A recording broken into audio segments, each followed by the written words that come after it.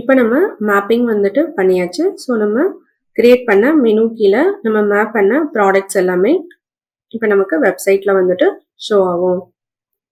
இப்போ நம்ம பேங்கிள்ஸ் வந்துட்டு செலக்ட் பண்ணோம். ஸோ நமக்கு அந்த மெனு கீழே பேங்கிள்ஸ் வந்துட்டு மேப் ஆயிருக்கு.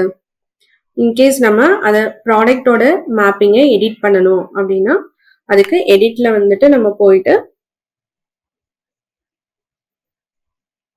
நம்ம இங்க எடிட் ஆப்ஷன்ஸ் வந்துட்டு இருக்கு. அதை நம்ம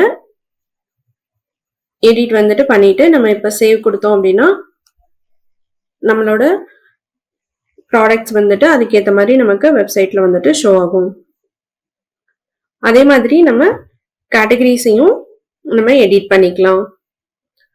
ஃபார் எக்ஸாம்பிள் இப்போ நம்ம விசிபிலிட்டி வந்துட்டு இப்போ ஆஃப் பண்றோம் அப்படின்னா ஆஃப் பண்ணிட்டு இப்போ நம்ம சேவ் வந்துட்டு கொடுத்தோம் அப்படின்னா நமக்கு அந்த ப்ராடக்ட் கேட்டகரி வந்துட்டோட மெனுஸ் வந்துட்டு வெப்சைட்ல வந்துட்டு ஷோ ஆகாது.